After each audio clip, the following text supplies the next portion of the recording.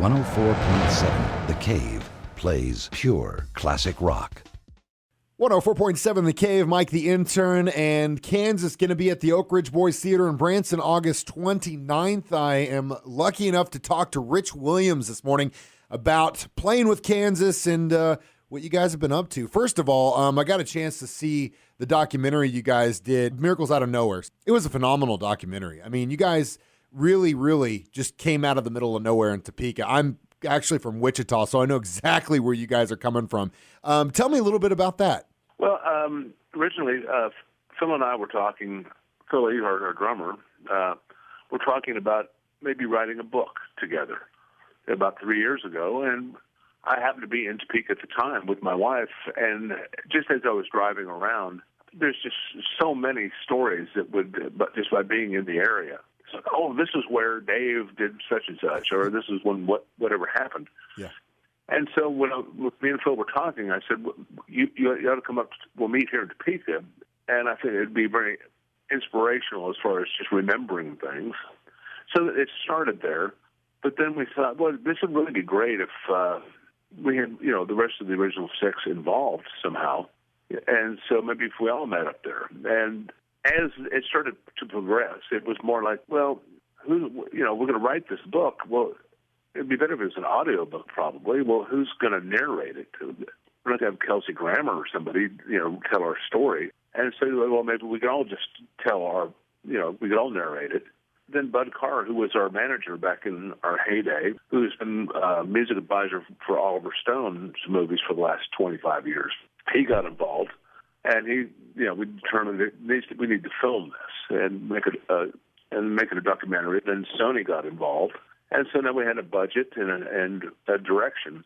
It's a long history, so we need to focus this on something. So we decided to focus it on the coming from the middle of nowhere and the rise to the top of the mountain. So we're going to go up through the first 5 albums and tell that story of how it all happened. And once we had that focus, it made it a lot easier to achieve what we did.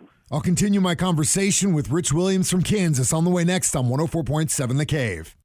104.7 The Cave, Mike the Intern on the phone with Rich Williams from Kansas this morning. I saw you guys last when you were doing your collegiate tour where you were going through different colleges and playing with the bands. And I thought that was just such a really cool idea that you guys had.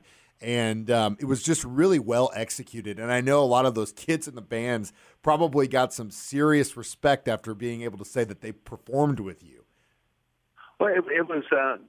We've played with a lot, symphonies all around the country, but there was something special about playing with if you play in a large city for the paid professional symphonic players, sometimes they can be a little jaded and they don't really want to be there, but they're on salary and they have to show up and they don't want to play this crap. But with the kids, their enthusiasm was very infectious. They couldn't wait to do it, and it was part of their curriculum. They were working on the charts long before we showed up and did rehearsals. So they showed up prepared and energetic, and that really came off that way. And you could definitely tell it in the crowd, that is for sure. It's a deep cut on 104.7 The Cave.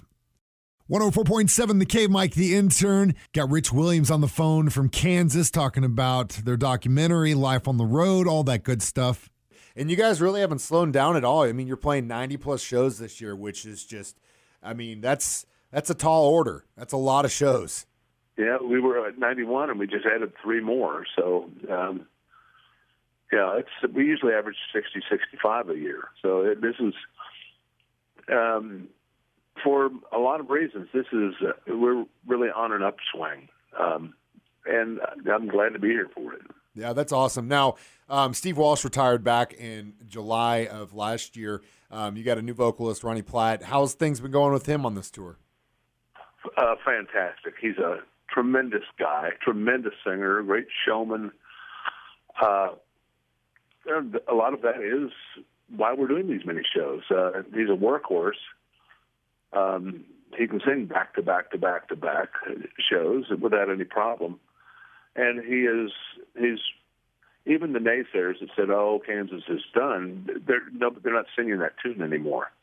And since then, we've signed a recording contract for a new record deal. We haven't done a studio album since 2000. Oh wow, that's awesome. So we're going to go in January and February of 2016. We're going back in to do our first new album in 15 years. That's great. Congratulations. So there's a lot going on. Of course, having the Wayward Son on Supernatural, the TV show, has brought a whole new generation of people to the shows that it's all quite amazing, really. We're on an upswing I haven't seen since really the heyday. That's awesome. Well, congratulations again. I won't take up any more of your time. I really look forward to seeing you down at the Oak Ridge Boys Theater August 29th. Rich, thank you so much for calling in.